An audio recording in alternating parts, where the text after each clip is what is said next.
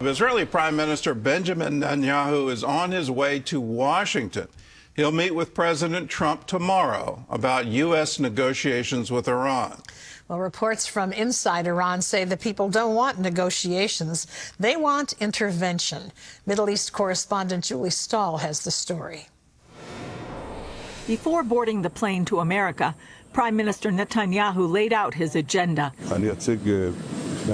I will present to the president our ideas about the principles in the negotiations, the important principles, and in my opinion, they're important not only for Israel, but for everyone in the world who wants peace and security in the Middle East. U.S. Ambassador to Israel Mike Huckabee is coming with Netanyahu. He says there is extraordinary alignment between Israel and the U.S. The talks reportedly will focus on Iran's uranium enrichment, ballistic missiles, and support for regional terror proxies, as well as Iran's deadly crackdown on its own protesting citizens. This, as the U.S. and Iran are expected to hold a second round of meetings. Iran is refusing to halt uranium enrichment. U.S. forces are moving into the region, and new satellite photos show Iran has covered the entrance to tunnels to its nuclear site in Isfahan. Iran is also refusing to talk about missiles, claiming they're key to its defense. After the June war, the IDF estimated Iran's stockpile fell to about 1,500 missiles. Israeli intelligence believes Tehran wants to build up an arsenal to about 8,000 missiles. Even without nuclear warheads, that would allow them to terrorize the region and could overwhelm Israel's anti-missile defense systems. Inside the Islamic Republic, Iranians are still being attacked, arrested, and murdered by the regime. It's an open prison. Nobody is allowed to speak. Nobody is allowed to express their opinion. Nobody is allowed to do anything unless the government dictates them. And it's a sad story.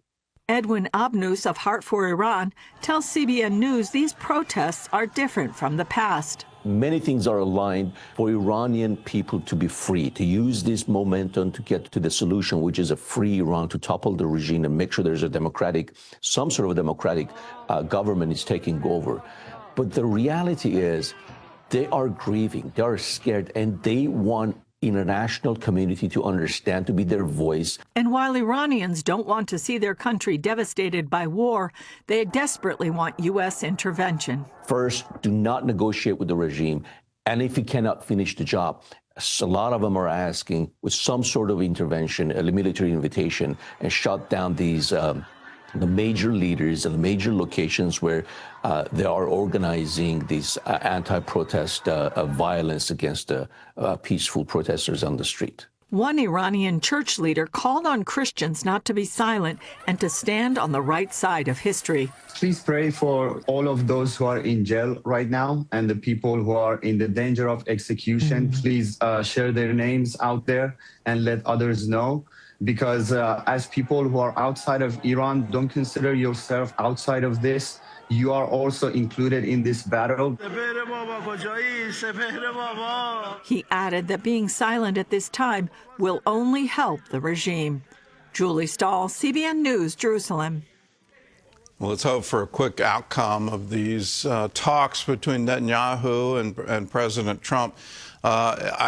It's time, isn't it, when you massacre 50, 60, some reports say as high as 80,000 of your own citizens who don't have weapons, don't have the ability to defend themselves. All they're asking for is for a voice and a democratic process to take over their own country. That this theocracy that's been imposed on them is obviously not able to govern the country. It's bent on producing nuclear weapons. It's bent on producing ballistic missiles. It's bent on destroying Israel. It's bent on destroying the United States. And in all of that process, they're willing to sacrifice their own people. It's time for change. In other news, health officials are warning about a major outbreak of measles in the U.S. Gary Lane has that story and more from the CBN Newsroom. Gary? According to the Centers for Disease Control, reports more than 700 cases of the measles so far in 2026. That's 4 times the usual amount of cases seen in an entire year. Measles cases are reported in 20 states, from California to Florida. In South Carolina, more than 900 people have been infected since the outbreak started in October. According to South Carolina medical data, about 80% of the cases are children who did not get an MMR vaccine. Dr. Mehmet Oz, the Trump administration's head of the Centers for Medicare and Medicaid, recommends people get vaccinated. Please, we have a solution for a problem. Not all illnesses are equally dangerous and not all people are equally susceptible to those illnesses. But measles is one you should get your vaccine. In 2000, cases of the measles had declined to the point that it was declared eliminated in the U.S. Doctors say people should watch for symptoms, including fever, red eyes, and rash. Turning to the ongoing fight against abortion in America, a proposed law in New Hampshire seeks to elevate pro-life pregnancy centers. The bill would end taxpayer funding to doctors and medical facilities that refer pregnant women to abortion clinics, but not pregnancy resource centers. One legislator who supports the bill said, "We want mothers to understand they have options, that abortion isn't always the only option." Pro-life pregnancy centers are known for offering ultrasounds, diapers, and other help to women in crisis pregnancies. Now, a growing number of these centers have expanded their services, including primary medical care. Charlene Aaron tells us more. Now we have more than 75% of our of the pregnancy centers across the nation are actually doing ultrasound and other medical services. So this has been something that's been building for the last 30 plus years. Jor-El Godsey is president of Heartbeat International. Our country becomes more a landscape of life states and abortion states. You know, the idea that abortion is not supposed to be happening in some of our states, but women are still faced with challenging decisions, and we want to bring positive, life-affirming health care to them. Alternatives Pregnancy Center in Sacramento, California, serves as one example. In the last 2 years, it's added family practice doctors, a radiologist, and a specialist in high-risk pregnancies. Nurses and medical assistants are also on staff. Executive Director Heidi Matzke points out Alternatives is the only health provider for some patients. When women come to us for whatever reason, they don't have health insurance at the time. All of our services, again, here are free. Everything from pregnancy tests to STD testing to vaginal exams to well woman visits, prenatal care. This center also offers abortion pill reversal services, as well as helping women seeking to detransition, something Matzke was approached about after speaking at a church service. I had what appeared to be a man come up to me and asked me if I would see someone like him. And obviously a little nervous in that conversation, but what he began to explain was that he was actually she, and she was born biologically female, spent 6 years transitioning, found Jesus Christ as her personal savior, and was abandoned by her doctors in the detransitioning process. A staff doctor there specializes in hormone therapy. And she said, you know, would your doctor see someone like me? And I just find it fascinating that God named our clinic Alternatives Pregnancy Center. And who would have ever dreamed that he would use this pregnancy clinic in a situation like that? With Planned Parenthood clinics shutting down nationwide, pregnancy centers aim to not only compete with, but even transcend the longtime abortion provider. We're seeing in their collapse. So their business model was centered around the abortion and like care. That's why we're seeing them close in both life states and abortion states. But we're really seeing them move their model online, which is less about care for the woman and more about care for their bottom line. Meanwhile, pregnancy centers are motivated because they want to serve women, they want to love on women and help them make an informed decision. Charlene Aaron, CBN News. This month marks 4 years since Russia's invasion of Ukraine. Casualties are on track to exceed 2 million this year, 2/3 of them from Russia. Kyiv's fight isn't limited to the battlefield. Moscow's ties to a branch of the Orthodox Church are spurring Ukraine's government to sever that connection. CBN's Caitlin Burke sat down with a Ukrainian official who explained the move.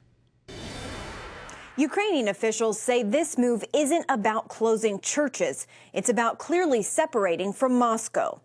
The activity of Ukrainian Orthodox Church of Moscow Patriarchate is not prohibited. in Ukraine. Ukrainian government asked Ukrainian Orthodox Church to withdraw itself from Russian Orthodox Church. That's it. In 2024, Ukraine banned the Russian Orthodox Church within its borders, citing its open support for the invasion. Authorities also launched an investigation into the Ukrainian Orthodox Church over its historic ties to Moscow, although it has declared itself independent from the Russian Church. Critics argue the move threatens religious freedom. But Viktor Yelensky, who oversees religious affairs for the government, says worship has continued without restriction. This law on protection of constitutional order in the sphere of activity of religious organization addressed not to ordinary people, but for structures of Moscow Patriarchate in Ukraine. President Volodymyr Zelensky told those attending the Ukrainian prayer breakfast in D.C. he sees the war itself as a battle not only for territory, but for freedom of faith. This is an alliance in defense, but also an alliance in faith, in the belief that life must win, that light must prevail. Ukrainian officials say faith has been central to the nation's resilience. In one poll where Ukrainians were asked what they expect most from religious communities, the top answer was simple: spiritual support. Mr. Yelensky says the church has provided that and more. Caitlin Burke, CBN News, Washington. Gordon, you can't have a church that is aligned with the enemy that wants to destroy you. Well, the Russian patriarch came out and supported the war and said that the war was morally justified. He essentially gave permission for Putin to continue the invasion, and that was early on. That led to the split that the Russian Orthodox Church and Ukrainian Orthodox Church now split. The Russian Orthodox Church, its history goes all the way back to Kyiv and the famous baptism of the army in the river there, where they held their right arms up with their swords in it, saying, we'll baptize everything else, but we still want to fight and kill people. So it's a very complicated history. The allegations going back and forth that somehow if you're part of the Russian patriarchy, that you're part of that network, that you're a spy for Russia. I mean, the accusations are all over the place, but it's just, I guess, natural that if you think one church is allied with your enemy, well, we don't want that church in our homeland as Russian missiles and drones and tanks are invading our nation.